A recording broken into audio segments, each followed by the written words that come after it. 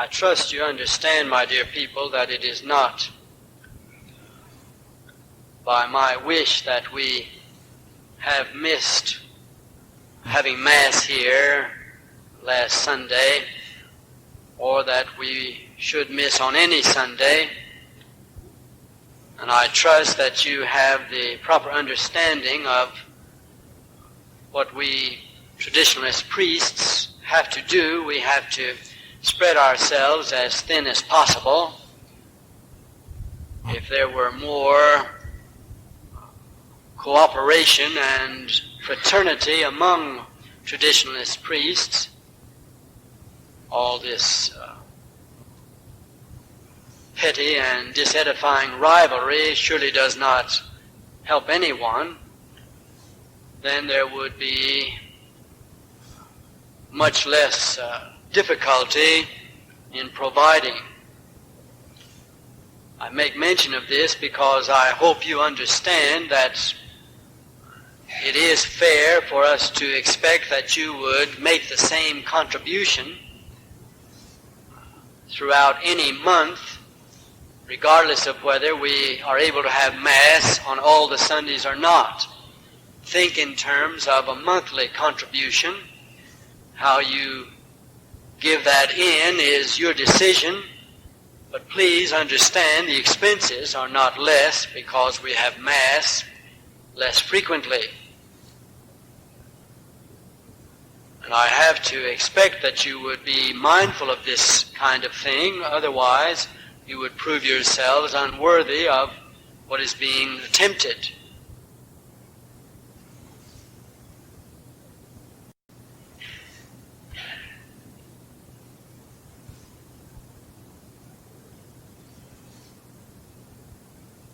I really don't know whether these remarks are of any value to you now. I don't, as you know, have conversation with any of you very often or to any length. But anyhow, because the idea seems to be spreading and picking up more in adherence, I bring up the question of what is referred to as Sedevacantism. This is the idea that John Paul II is not a legitimate pope. The word Sedevacantism comes from the Latin expression sedevacante, which refers to the situation when there is no pope due to the death of a former pope. And during that time when, I should say during the time before the re-election of another pope, the church is referred to as being without the pope and the papal throne is vacant. This idea, as I say, is getting more and more attention and is, it would seem, recruiting more and more priests who are writing in defense of it, or at least in sympathy with the idea.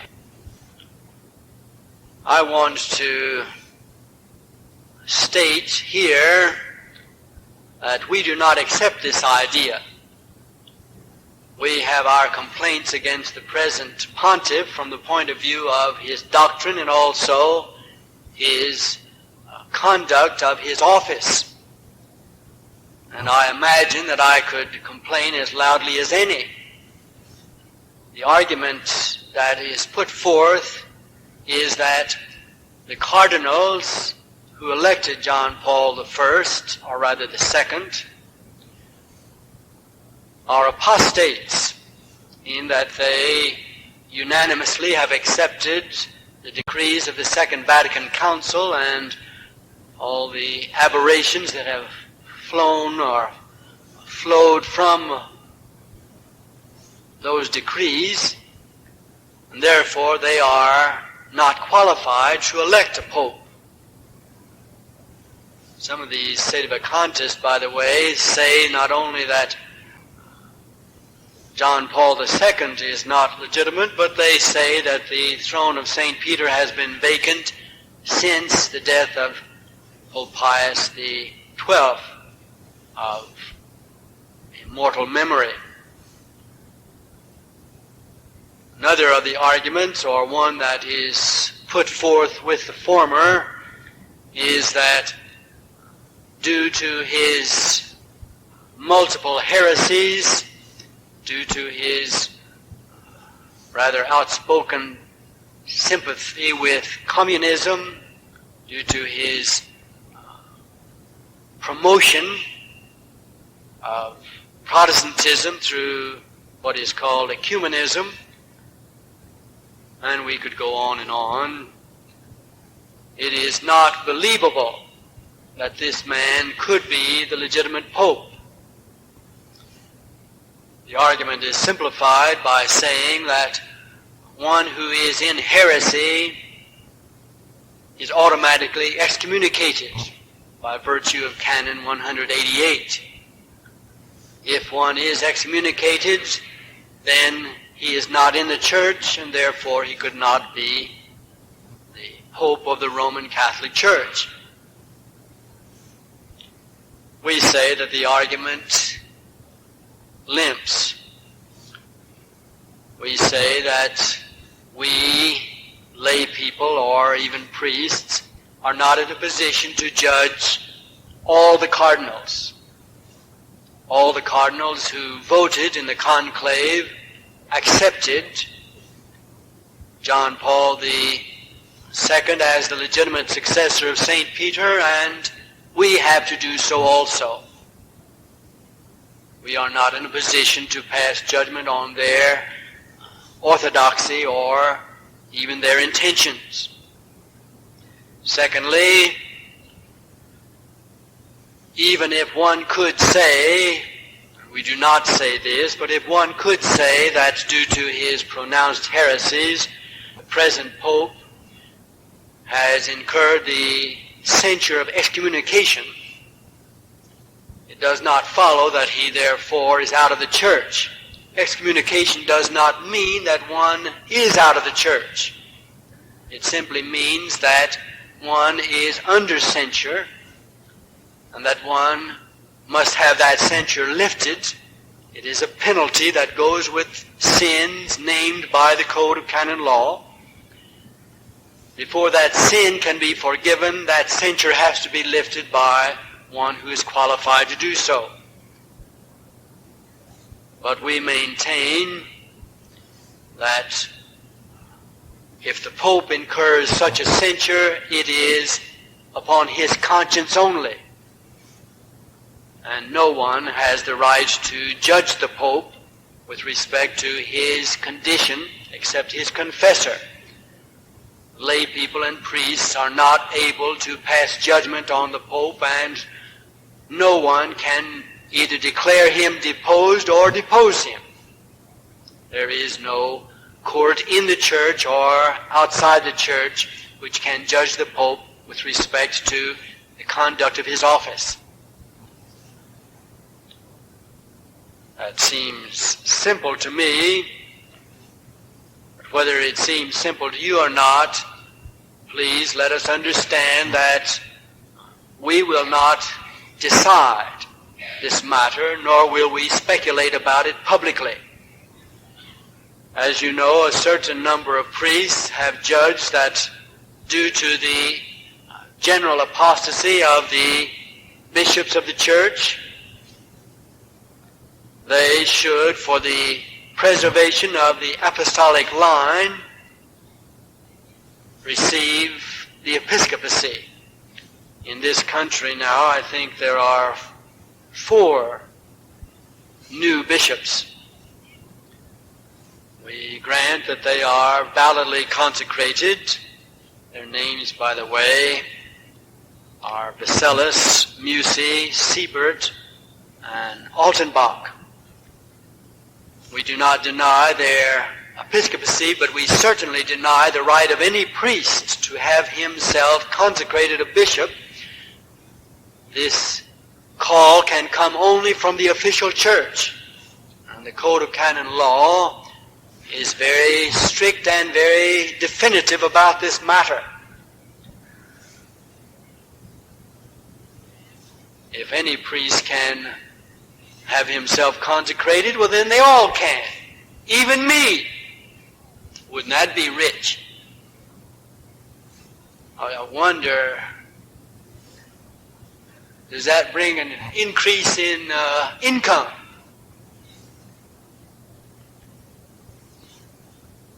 And on this subject, let me remind you that lay people, no matter how many degrees they have and no matter how good their intentions, are not allowed to write on theological subjects. And if you read any of their material, you should be very cautious. We know the situation in the church and in the English-speaking world. You know as well as I that a number of lay people have thought that they knew something that others needed to know, and they have launched little periodicals or even written books.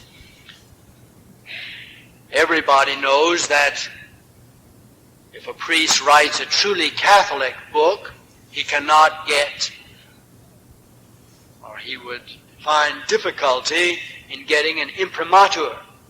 The Code of Canon Law requires this under normal circumstances.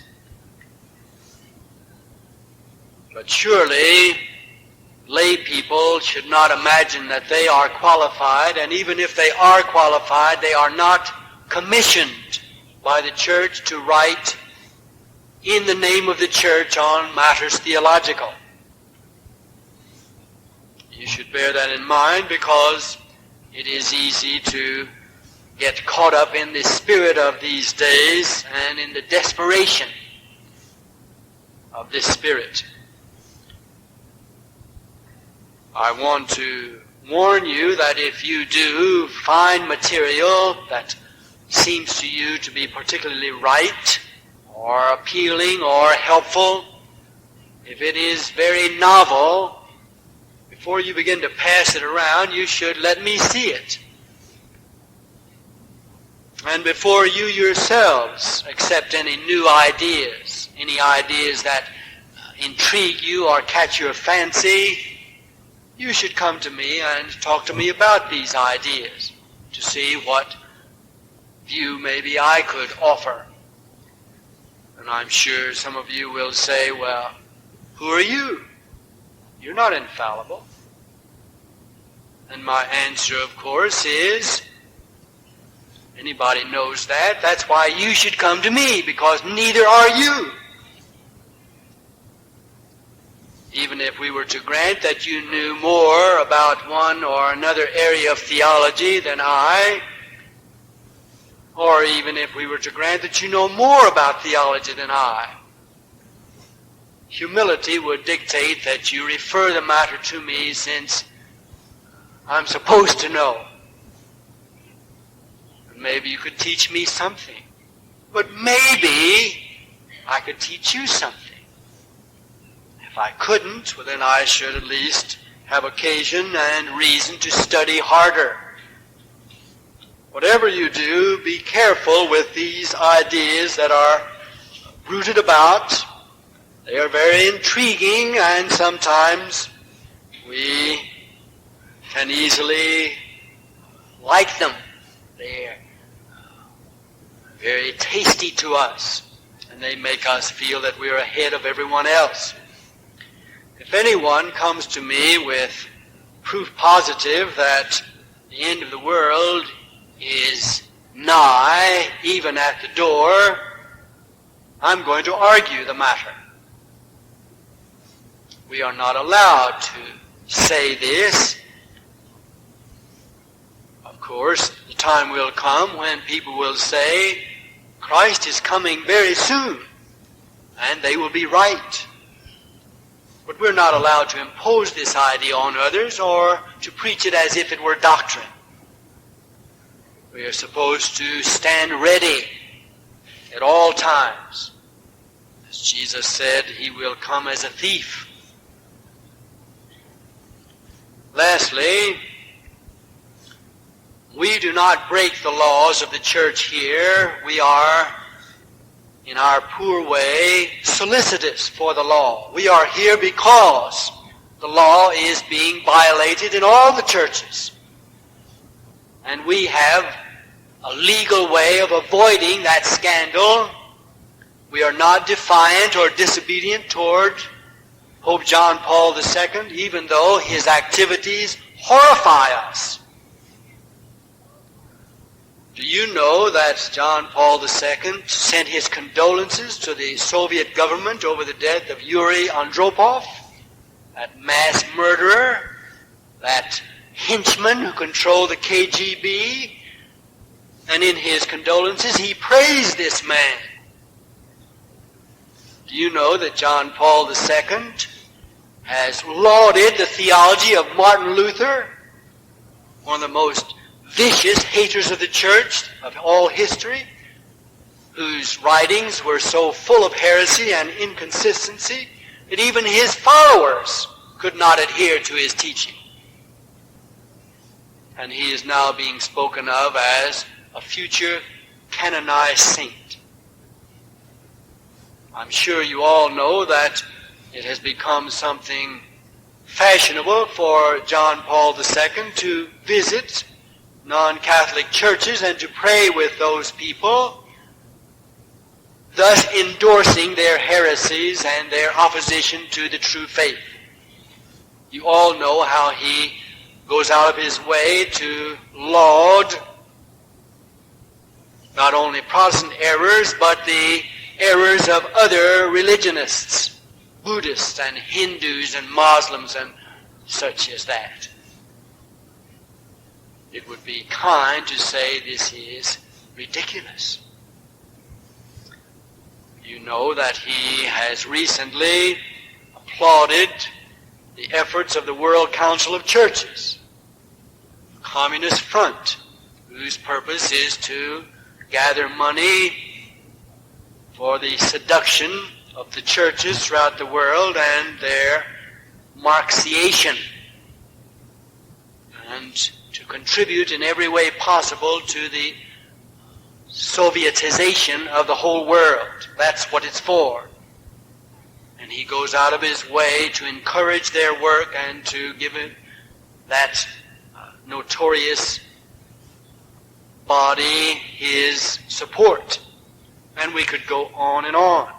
We could talk about the bishops whom he has appointed, some of them flame-throwing Reds, many of them anti-Catholics, many of them apparently obsessed with sex. And we could go on and on. But back to the subject. You who are knights and ladies of the Order of St. John have established this place, and you are not subject to the local ordinary.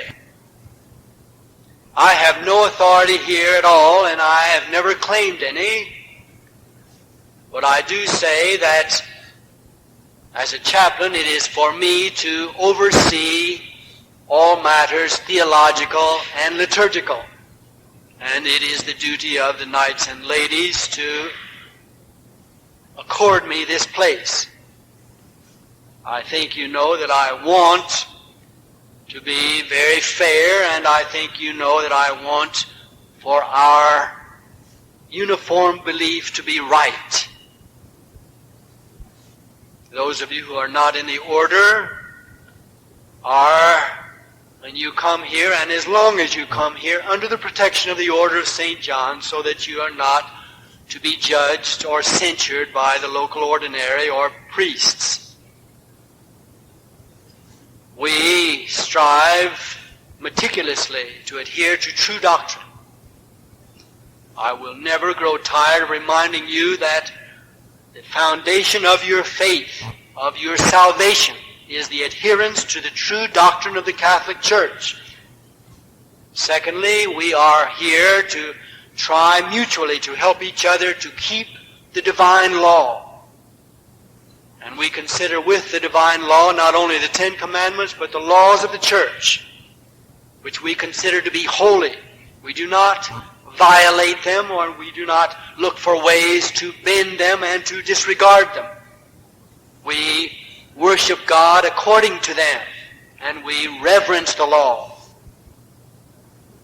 Further, we do not officially, and here, I mean by that, as a group, we do not make any decision with respect to the decrees of the Second Vatican Council, but we say that the Second Vatican Council imposed no new obligations upon us as Catholics. The Second Vatican Council imposed no law which requires that we accept the new Mass. There is no law imposing the new Mass.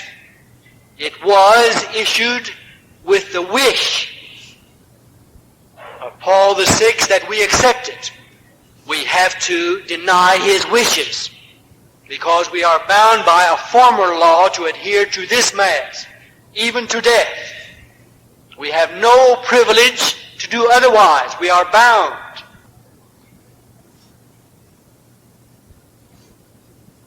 We consider ourselves, in all humility, most highly blessed by God Almighty.